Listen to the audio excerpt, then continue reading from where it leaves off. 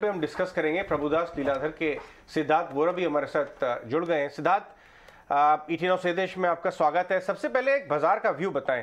आप अपने बड़े क्लाइंट से जब बातचीत कर रहे हैं, 16,200 पे कंसोलिडेट करता हुआ नजर आ रहा है, लेकिन बैंक्स में अच्छा काम हो रहा है। इनफैक्ट अगर हम वापस लेके आते हैं बैंक्स वाला data, HDFC bank days high पे है, बैंक निफ्टी भी नीचे से काफी अच्छे पुल बैक्स कर रहा है। क्या आपके क्लाइंट बैंकों में अच्छा खासा ट्रेड कर रहे हैं? वहां पे आप कौन से बैंक्स पे दांव लगवा रहे हैं अपने क्लाइंट्स को? तो आपने दो चीजें हमें पूछी है, एक तो मार्केट का व्यू और दूसरा बैंक्स पे हमारा व्यू। तो मार्केट का व्यू मैं पहले उस पर चर्चा करूंगा। तो मार्केट्स पे हम दो चीजों से देखते हैं, एक तो हमारा एक्टिव व्यू क्या बन रहा है based on broad fundamentals and technicals, and दूसरा है हमारा क्वांटिटेटिव व्यू, विच इज कि हम जो एसेट एलोकेशन का डिसीजन वो पहले लेते हैं, वो डिसीजन हमारे क्वांटिटेटिव प्रोप्राइटरी मीटर से हम लेते हैं। वो डिसीजन हमको ये कह रहा है कि as of now we are actually underweight on equities as an asset class. तो हमारा एसेट एलोकेशन मॉडल हमें ये कह रहा है कि हमारा equity allocation is around 40 to 42%, and 60% of the portfolio is not even in equities, it is more focused to short duration bonds, fixed income, liquid and gold. तो इससे हमको क्लियरली पता चलता है कि जो हमारा मैक्रो टूल्स हैं वो हमको स्लो डाउन दिखा रहे हैं।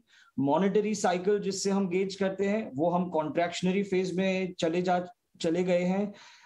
इन्फ्लेशन डेटा बिल्कुल एनकरेजिंग नहीं है। वैल्यूएशन का फ्रॉथ कम हुआ है, बट अभी भी हम अंडर वैल्यूड या रीजनेबली वैल्यूड नहीं है। हम मोमेंटम अगर देखें तो मोमेंटम भी इक्विटीज में नहीं, हमको फिक्स्ड इनकम में ज्यादा मोमेंटम लग रहा है। टेक्निकल्स देखें तो टेक्निकल्स भी इक्विटी के लिए काफी वीक हो चुके हैं।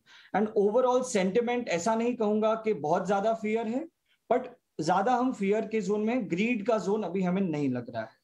तो ये पूरा सब मद्देनजर रखते हुए हमको ऐसा लग रहा है कि equities as an asset class currently we are underweight on it in our asset allocation strategy, and we are very comfortable through these volatile times with an underweight on equities.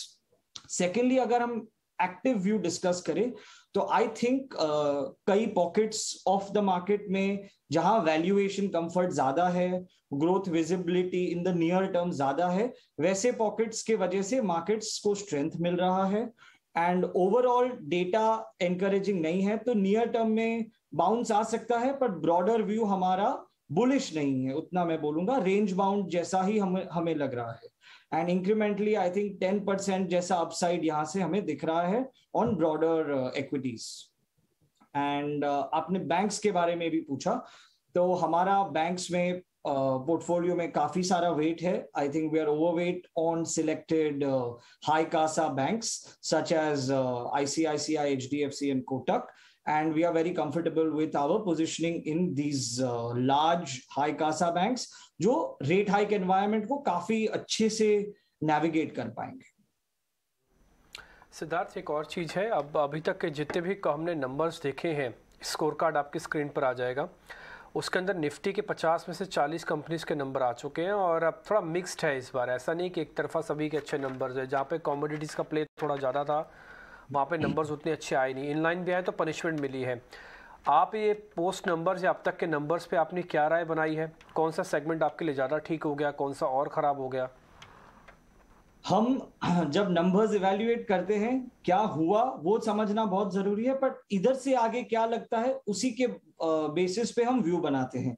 तो in terms of sectors and pockets जहां हमें comfort दिख रहा है in terms of two things, growth visibility and valuation headroom, ये दो चीज सबसे ज्यादा इंपॉर्टेंट है in a rate hike environment, because जो भी हाई पी पॉकेट्स हैं in the short to medium term can get severely D-rated.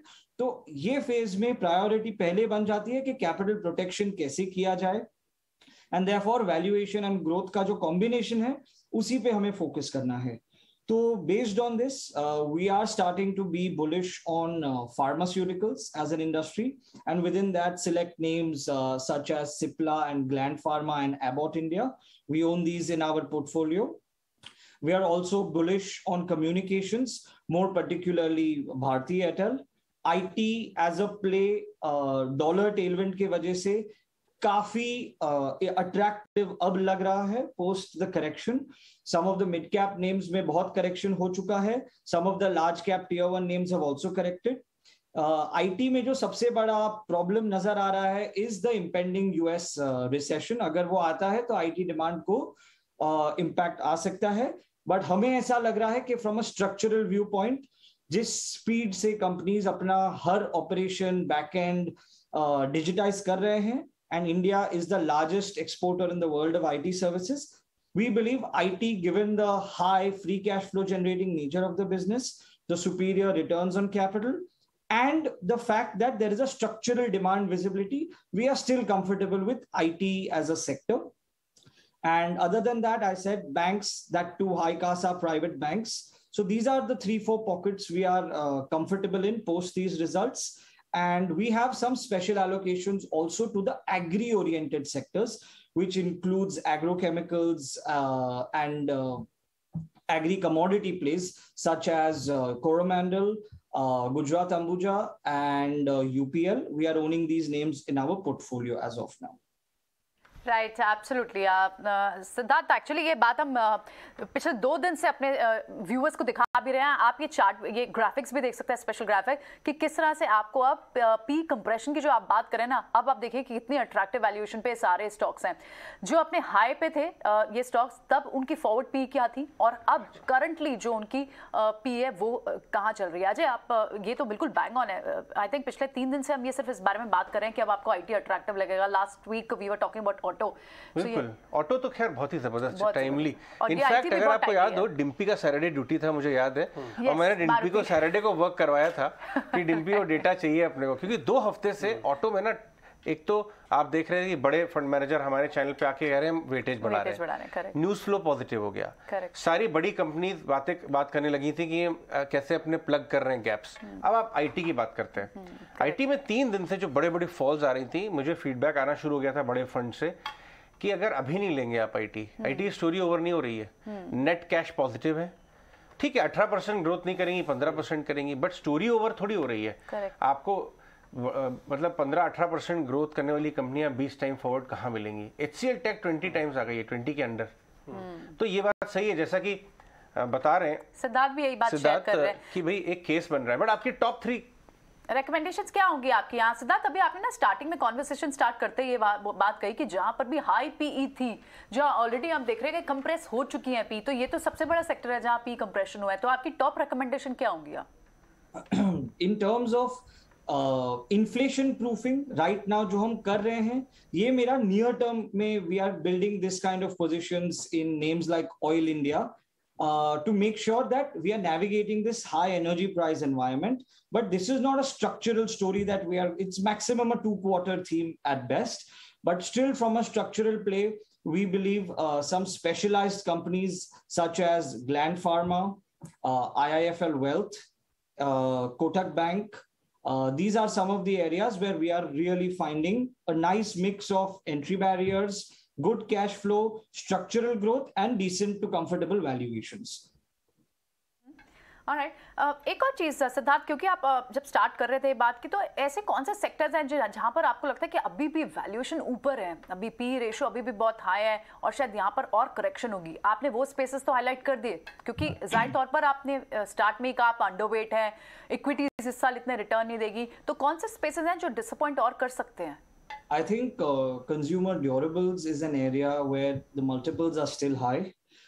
We also believe that diagnostics was an area where valuations were severely high and the competitive intensity was increasing.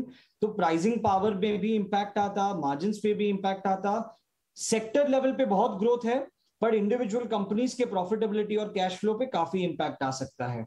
तो आप जो valuations की बात कर रहे हो, वो बहुत broad sectoral नहीं होता है. We believe it's in some themes and some pockets where valuations are very stretched. Even if you go to see on an absolute basis, FMCG companies का भी absolute multiples काफी high है. But these companies provide you longevity of growth, and in a time like this, longevity and आपका 10% भी visible growth आपको चलेगा. Where other companies and other sectors are probably entering a degrowth phase, likely to enter a degrowth phase, आपको FMCG का 10-12% growth भी अच्छा लग सकता है. तो आइडिया इज वैल्यूएशन को हमेशा रिलेटिव लेंस से देखा जाता है, based on quality, longevity, growth, cash flows, कि ये सब चीजों के हिसाब से वैल्यूएशन मल्टीपल कैसा है। On an absolute basis valuation देख के इतना आपको आइडिया नहीं मिलेगा।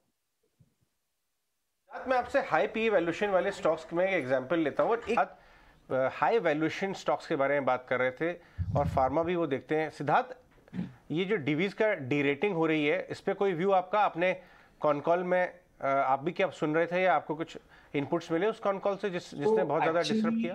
We have been owning Divi's slabs for the longest time, and around 1 महीने पहले ही हमने ये पोजीशन से पहली बार एग्जिट लिया है। एंड इसका रीजन ये है कि ये क्वार्टर जो है उसमें बहुत बड़ा वन ऑफ आ रहा था मोलनुपिराविर के रेवेन्यू से, एंड ये रेवेन्यू सस्टेनेबल नहीं है, एंड इसके वजह से क्वार्टरली बेस बहुत हाई हो जाएगा। Given that over the next 2 to 3 quarters, we believe growth will be moderated and sustaining very high multiples is less likely. Purely based on this, we have taken a position to move out of Divi Slabs, and we might relook at it because we are big fans of the company. It is one of a kind business in the pharmaceutical industries. बहुत ज्यादा entry barriers है, and वो जो कर रहा है, rarely ऐसी कोई इंडियन फार्मा कंपनी है जो डिवी स्लैब का बिजनेस मॉडल रेप्लिकेट कर पाएगी, जो 20 साल के ट्रस्ट पे पूरा ये इसका बिजनेस खड़ा हुआ है। तो on a structural basis we are still very positive on Divi's labs, and the story it has been writing over the next decade. But अभी के लिए हमको लग रहा है will be better off staying out of Divi's labs at least for some few quarters at least. आपने जो मोनोपोवीर की बात की और जो कोविड रिलेटेड हाई बेस की बात की, आपको नहीं लगता है कि ये मार्केट में सबको पता था कि Q3 में नहीं आया है तो Q4 में डेफिनेटली आएगा? डोंट यू थिंक जेनरिक्स में जो उनका 20% डीग्रोथ हुआ है वो एक मैटर ऑफ कंसर्न है? शायद उसके वजह से स्टॉक गिरा है, बिकॉज मोनोपोवीर का तो शायद ऑलमोस्ट लास्ट क्वार्टर में उन्होंने क्लियर कर दिया था कि Q4 में ये वन ऑफ रहेगा। ये वन ऑफ, सी हमेशा मार्केट्स में हम ऐसे बिलीव करते हैं कि कुछ चीज पता होना और उसको एक्चुअली डिस्काउंट करने में टाइम लगता है। And I believe, or we have also acted based on this understanding that there will be a one-off, and based on that, next 3 quarters growth will be moderated. And given rate hikes are going up, sustaining extremely high multiples is going to be challenging. So it's a call on both multiples and slowing trajectory of growth, which is why we believe exiting Divi Slabs at this stage is the better call for us. But yes, generic business ka risk hai, but I do not believe that it is structural in nature. It's transient at best. This is my understanding and my view on Divi Slabs, because उसका business model बहुत ही ज़्यादा तगड़ा है to be able to command the pricing that it needs to. So I don't think ये बहुत long lasting issue हो सकता है. I think they will find a way to come around it in the next 3 quarters. ठीक है, बहुत शुक्रिया सिद्धार्थ आपका, अच्छा लगा आपसे बातचीत करके। जल्दी वापस मुलाकात होती है आपसे। बहुत बहुत शुक्रिया, थैंक यू वेरी मच समय देने के लिए। खैर, इस बीच आप देख